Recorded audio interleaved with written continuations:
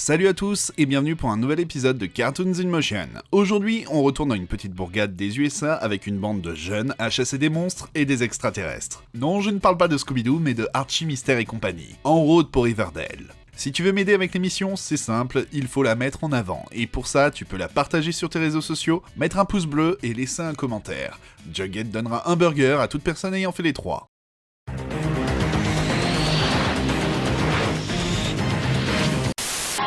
Voici l'heure des Animaniacs.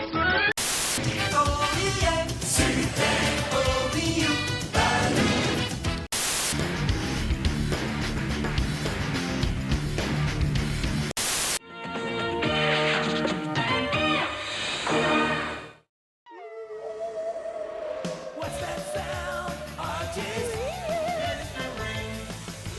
What is going on in this town? Nous voilà de retour en 1999. C'est cette année que nous avons atteint les 6 milliards d'êtres humains sur la planète. Youpi, nouveau record. Comment ça, on commence à être un petit peu trop nombreux ? 1999, c'est aussi le tout début de Napster, cette plateforme d'échange de musique peer-to-peer, et donc le début du piratage sur Internet. Attention, le piratage, c'est mal les enfants. J'en suis navré. C'est cette même année qu'on a découvert le Bluetooth, qui allait bien changer notre vie dans les décennies à venir. En 1999, nous perdions le réalisateur Stanley Kubrick et on assistait à la naissance de Lily Rose Depp, la fille de Vanessa Paradis et Johnny Depp. Enfin, pas personnellement, j'étais pas invité quoi. Côté cinéma, on découvrait un enfant pouvant parler aux morts avec le sixième sens. On partait en Égypte découvrir ces monstres avec La Momie, et on suivait des jeunes hommes en route dans American Pie. À la télé, on découvrait Chouchou et Loulou qui commençaient leur aventure avec un gars et une fille. Côté musique, arrivait Britney Spears et son Baby One More Time, tandis que Patrick Bruel prenait un café des délices comme dessert. Et parmi les cartoons de 1999, on peut parler de Spider-Man Unlimited, qui amène notre monde en l'air dans un autre univers, de Sabrina l'apprentie sorcière qui commençait ses aventures animées, Mickey la souris de Disney qui revenait aussi avec Mickey Mania, et de Sonic le hérisson qui faisait son comeback avec Sonic le rebelle. Suite à une expérience ratée faite au lycée de Riverdale, toute la ville est devenue un aimant phénomène étrange, attirant tous les monstres, fantômes, extraterrestres et autres activités paranormales. Le tout pour le plus grand plaisir de Archie qui mène l'enquête afin d'alimenter sa rubrique pour le journal de l'école.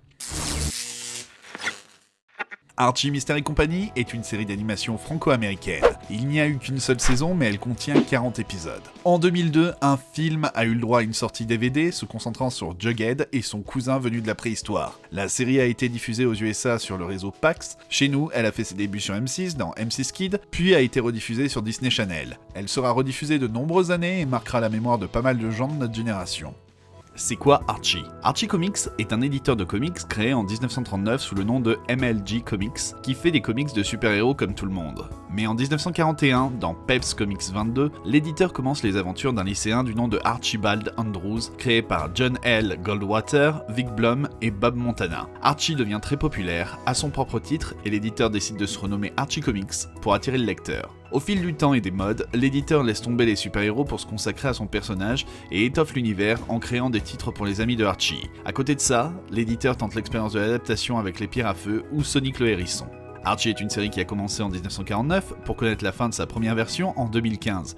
Une sacrée longévité. Dans sa version classique, on a affaire à un univers gentillé, avec un style graphique des plus cartoon et old school, racontant des histoires simples de notre lycéen maladroit, amoureux, dont le cœur balance entre deux filles, Betty, la fille d'à côté, et Veronica, la riche héritière sophistiquée. Ce sont des histoires indépendantes, simples d'accès, plus proches dans le principe des publications des comics de Tom et Jerry que de Marvel. En ce qui concerne l'univers Archie Comics en cartoon, Archie Mystère et Associés n'est pas le premier essai de l'éditeur de comics.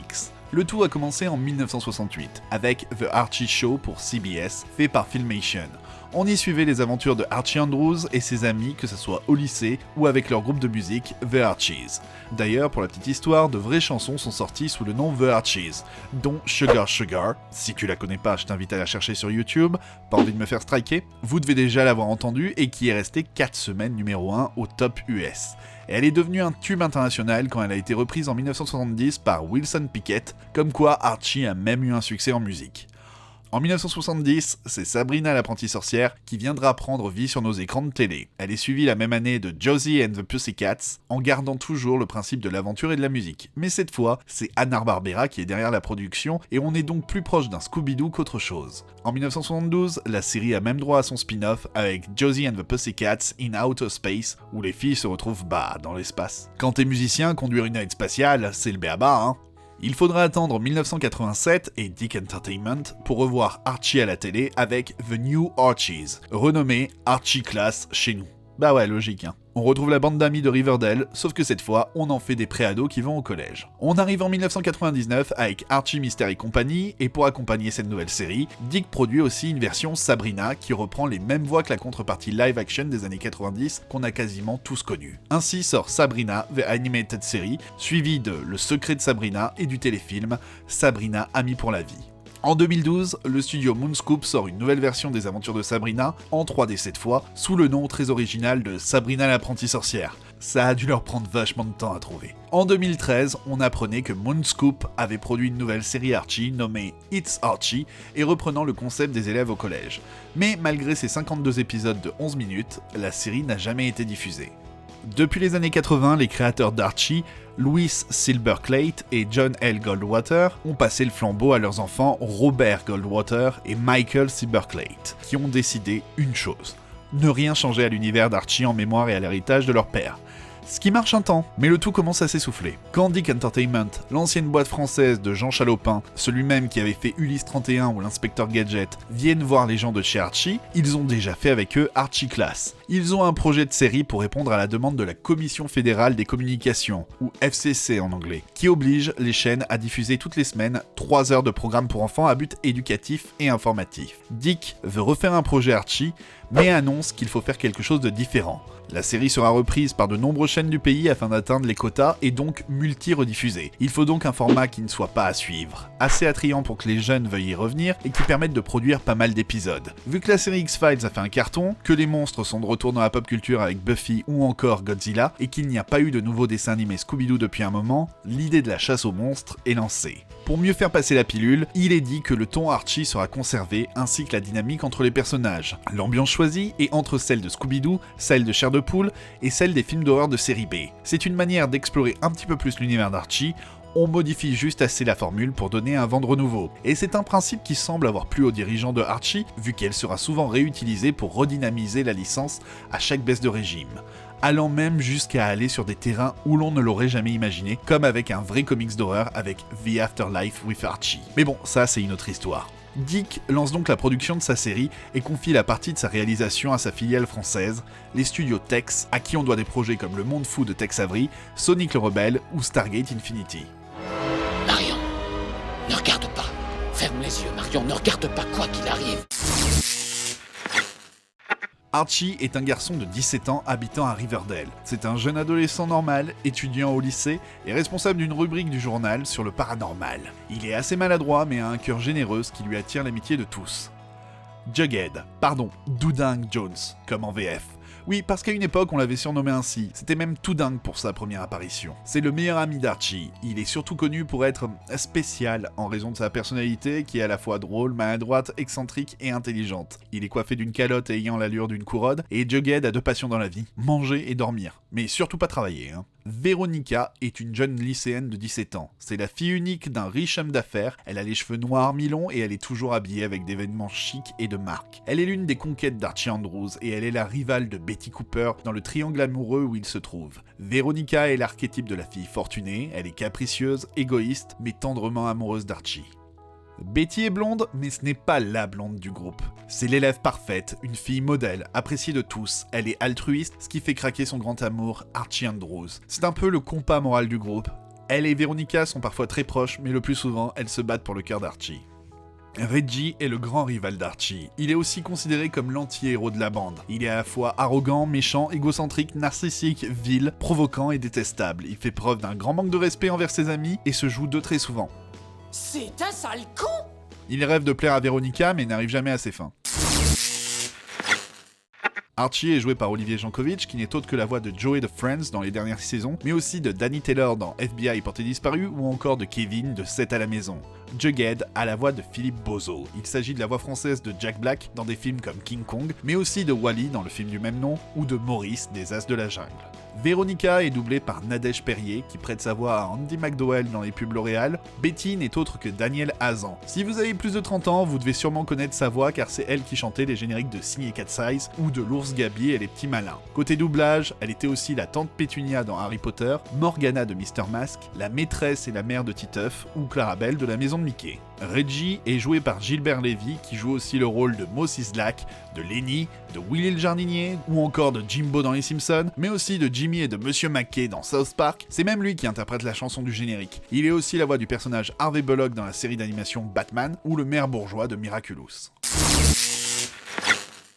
Bon, on parle donc d'une série franco-américaine qui a eu qu'une saison mais pas mal d'épisodes. En plus, avec l'existence de Riverdale, c'est le moment parfait pour ressortir le dessin animé en DVD pour jouer sur la nostalgie. Et donc, y'a rien en France. Et dans le reste du monde, bah bien sûr qu'ils ont le droit à des DVD, c'est le cas aux États-Unis, mais aussi en Angleterre ou en Australie. Bon, on pourra toujours se dire qu'à part les USA, ce ne sont que des DVD best-of. C'est quand même assez triste de voir à quel point les dessins animés sont mal considérés, surtout dans notre pays. Si jamais vous avez vraiment une envie nostalgique, je crois que le tout est trouvable facilement en VO sur YouTube.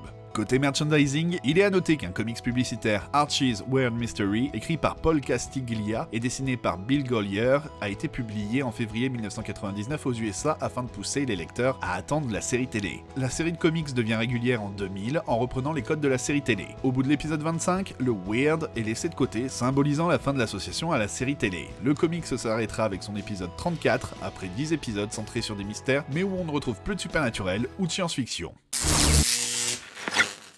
Tous les épisodes se terminent toujours par Archie dans sa chambre, qui écrit sur son ordinateur portable l'un de ses articles Weird Mystery pour le journal de l'école. Le sujet y est toujours l'histoire du jour et l'occasion d'une petite morale. Chaque épisode se termine d'ailleurs par la phrase « Dans cette petite ville du nom de Riverdale ».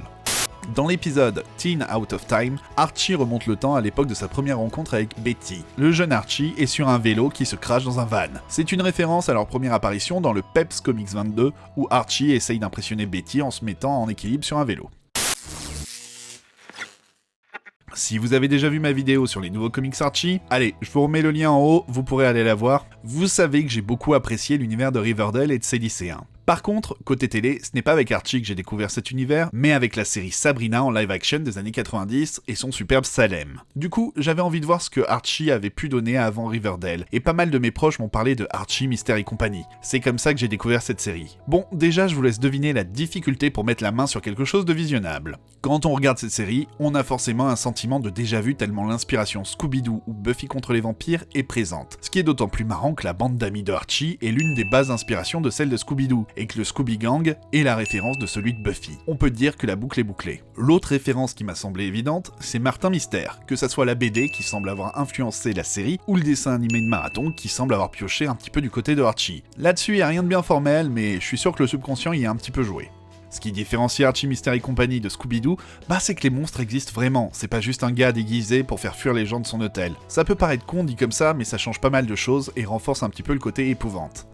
La vraie force de la série, c'est son respect de l'univers du comics. Si on laisse le côté mystère qui n'est pas présent dans le comics, on retrouve la même ville, les mêmes personnages, avec leur même caractérisation et leurs mêmes relations. Archie va toujours être dans son triangle amoureux éternel entre la douce blonde Betty Cooper et la brunette pourri gâtée Veronica Lodge. Son meilleur ami Jughead est toujours aussi space et passe son temps à manger des burgers. Son rival pour l'affection de Veronica est toujours l'arrogant Reggie Mantle. Et même Dilton Doyle est là comme Deus Ex Machina scientifique dans pas mal d'épisodes. Même la direction artistique est reprise de celle des comics. Il est donc pas étonnant que cette série ait été le point d'entrée pour le comics de pas mal de lecteurs, puisqu'a priori c'était l'un des buts pour relancer les ventes qui étaient un petit peu en chute libre. J'aime l'argent. Et ça a bien marché vu que pas mal de lecteurs de comics à qui j'ai pu parler m'ont avoué par la suite avoir ouvert un comics Archie grâce à cette série. Bon, pour les non-lecteurs c'est un petit peu plus compliqué vu que la distribution en France de Archie Comics a été du grand n'importe quoi pendant longtemps.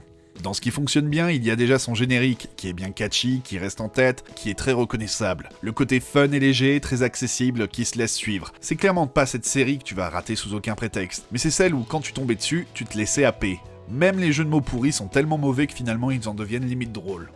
Une des choses qui m'a un petit peu gêné, c'est que d'épisode en épisode, les habitants ne croient toujours pas que des choses bizarres se passent à Riverdale, alors qu'ils en sont témoins à chaque épisode. Série sans fil rouge oblige, les épisodes peuvent être diffusés dans n'importe quel ordre, les évolutions des personnages sont oubliées d'un épisode à l'autre, du coup on peut voir Archie faisant la morale à Jughead comme quoi être obsédé par la télévision c'est mal, pour que dans l'épisode suivant ce soit lui qui le soit de sa voiture. Il y a aussi le fait que c'est une série des années 2000 et que c'est très daté, que ce soit dans la façon de raconter des histoires, dans les techniques d'animation ou bien dans ses références, qui peuvent aller de celles de l'époque avec Buffy ou Lara Croft à des références de nos parents comme l'attaque de la femme de 50 pieds ou l'invasion des profanateurs de sépultures. C'est pas pour autant désagréable à regarder, mais des enfants de nos jours auraient peut-être besoin d'aide pour les comprendre. Parce qu'une bonne partie du plaisir que procure la série, c'est de reconnaître les références.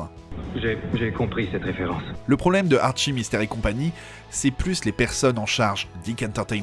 Dans le monde de l'animation, le surnom de Dick, c'est Do It Cheaper, fait moins cher. Et ce n'est pas les versions 2D de Sonic qui diront le contraire. Mais dans le cas présent, ils ont sous-traité au studio français les studios Tex. Cocorico, non, surtout pas, parce que ce studio est souvent pointé du doigt comme étant la pire part de Dick. Les réalisations de les studios Tex ont pour but d'atteindre les standards de la Commission fédérale de communication et de ne pas faire plus. Tout sert à faire passer le message éducatif aux dépens de tout le reste. Et malgré tout, avec cette série, ça doit être ce qu'ils ont fait de mieux. On a donc une caméra assez fluide, une animation qui va la plupart du temps, des designs simplistes, mais qui du coup sont raccords avec le comics. Il faut aussi dire que Dick produit 4 séries en même temps en 1999, dont une autre confiée au studio Tex. Sonic le Rebelle. On n'a pas vraiment le temps de faire dans la qualité dans ce genre de conditions. Mais voilà, Archie, Mystère et compagnie, c'est une série pas si connue que ça, alors qu'il y avait tout pour en faire un gros hit. Mais ça aurait demandé plus de temps, plus de travail, donc plus d'argent, et est-ce que Archie Comics aurait accepté ? Non, le véritable problème de la série, c'est sa propagande pas bien dissimulée. Comment ça, vous l'avez pas vu ? Attendez, un personnage qui se balade partout avec une couronne sur la tête et qui passe son temps à manger des burgers. Mais oui, c'est clair, c'est une conspiration pro-Burger King afin de gagner des fidèles dans sa guerre sacrée contre les autres marques de fast-food. Mais c'est évident. C'est pas moi qui le dis, hein. Lisez le livre du colonel Sanders. Pour finir, Archie, Mystère et compagnie est une série qui avait pas mal de potentiel. Bien qu'elle soit sympathique, on sent que le tout a été sous-traité, sûrement à cause du côté éducation-communication. Du coup, à qui s'adresse cette série ? On peut déjà penser aux fans de Archie, ceux de Scooby-Doo, mais aussi aux amateurs de films d'horreur de série B, ainsi qu'aux jeunes enfants qui ont envie de se faire une petite frayeur sans avoir trop peur. 20 ans après sa diffusion, la série reste agréable à regarder et donne envie de revoir les jeunes de Riverdale en version animée. Si tu as envie d'en savoir un petit peu plus sur l'univers d'Archie, il y a d'autres vidéastes qui ont fait des vidéos dessus récemment. Tu trouveras les liens dans la description. Hésite pas à aller y jeter un œil. Tiens, dis-moi dans les commentaires si tu regardais Archie, Mystère et compagnie à l'époque. Quels en sont tes souvenirs, tes épisodes préférés ? Et surtout, Betty, Véronica ou un burger ? Allez, on se donne rendez-vous très vite pour un prochain Cartoon in Motion. Et d'ici là, regardez de bons cartoons. See ya!